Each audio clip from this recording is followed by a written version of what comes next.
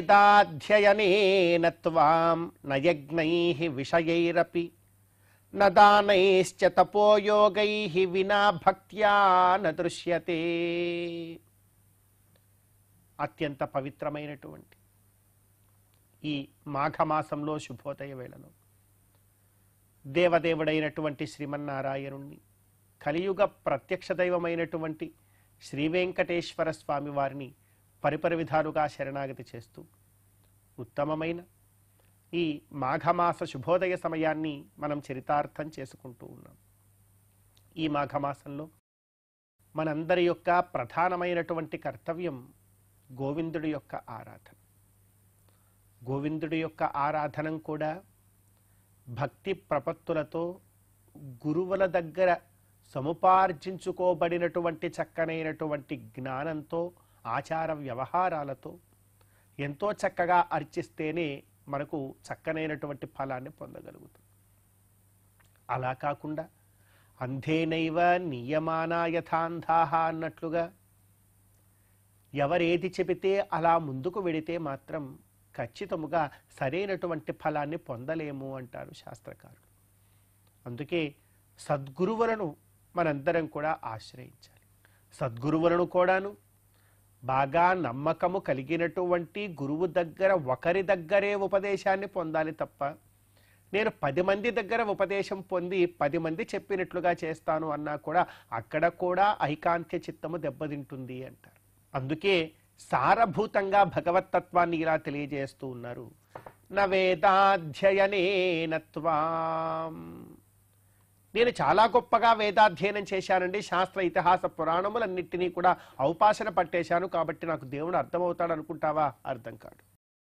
న వేదాధ్యయనేన త్వాం న యజ్ఞైః విషయైరపి. నేను గొప్ప గొప్ప యజ్ఞాలు చేస్తూ ఉంటాను, నాకెన్నెన్నో పెద్ద పెద్ద విషయాలు తెలుసు అంటావా? అయినా కూడా నీకు భగవంతుడు అర్థం కాడు. న వేదాధ్యయనేన త్వాం న యజ్ఞైః విషయైరపి న దానైశ్చ తపోయోగైః. దాన ధర్మాలు చేస్తావేమో దానివల్ల వస్తుందంటావా? అది కూడా కాదు. నేను చాలా గొప్పగా దానాలు చేశానండి, కాబట్టి నాకు భగవంతుడు అర్థమైపోవాలి, నాకేం కావాలో అది నా దగ్గరకు వచ్చేయాలి అని చెప్పి అహంభావం చెందుతావా? ఏమాత్రం కూడా కుదరదు. మనకెన్నో పురాణాలు బలిచక్రవర్తి ఇత్యాదులందరి ద్వారా, కర్ణుడు ద్వారా మనందరికీ కూడా తెలుసు. అందుకే నదానైశ్చ తపోయోగైః వినా భక్త్యా న దృశ్యతే. నీకు వేదాధ్యయనం ఉన్నా, గొప్పదైనటువంటి యజ్ఞాచరణ సంపత్తి ఉన్నా, నువ్వు గొప్ప గొప్ప దానాలు చేసి ఉన్నా, ఏమి చేసినా కూడా అవన్నీ చేసి నేను కాందే చేశాననేటువంటి అహంభావాన్ని పొందితే ఎప్పటికీ కూడా నీకు భగవంతుడు అర్థం కాడు. కానీ వీటన్నిటితో పాటు భక్తి గనక ఉందంటే నీకు భగవంతుడు అర్థమవుతాడు. ఇవన్నీ చేసే శక్తి లేకపోయినా నిజమైనటువంటి భక్తి గనక నీలో ఉంటే భగవంతుడు నీకు అర్థమవుతాడయ్యా. భక్త్యైకలభ్యః పురుషోత్తమోసౌ అంటోంది శాస్త్రం కూడా. భగవంతుడు వేదాధ్యయనానికి లొంగుతాడా? కాదు. మరి దాన ధర్మాదులు చేస్తే అర్థమవుతాడా? కాదు. యజ్ఞాచరణము ద్వారా అర్థమవుతాడా? కాదు. నువ్వు పెద్ద పదవిలో ఉంటే అర్థమవుతాడా? కాదు. నీవు అందంగా ఉంటే అర్థమవుతాడా? కాదు. ఇవేవీ కూడా కాదు. నీలో భక్తి ఉన్నదా? నీకు అర్థమవుతాడు.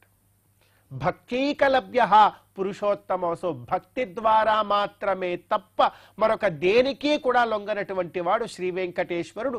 దానికి ఎన్నో రకాలైనటువంటి గాథలు ఉన్నాయి, పురాణములు, ఇతిహాసములన్నీ కూడా ఉన్నాయి. మరి ఆ ఇతిహాస పురాణములలో ఉన్నటువంటి భక్తి వైభవ సారాన్ని సద్గురువులను ఆశ్రయించి మనం అందరం కూడా చక్కని ఉపదేశం పొందే ప్రయత్నం చేయాలి. ఆ ఉపదేశాన్ని పొంది మరి మనందరం కూడా భగవత్ కైంకర్యంలో నిమగ్నం అవ్వాలి. అప్పుడే గోవిందుడి యొక్క అనుగ్రహాన్ని మనందరం కూడా పొందగలుగుతాం. కనుక ఇటువంటి ప్రయత్నాన్ని చేస్తూ, ఇటువంటి ప్రయత్నంలో సఫలీకృతులము మనం అవ్వాలి అని చెప్పి ఆ గోవిందుణ్ణే కోరుకుంటూ ఈ మాఘమాస శుభోదయ సమయాన్ని మనం చరితార్థం చేసుకుందాం.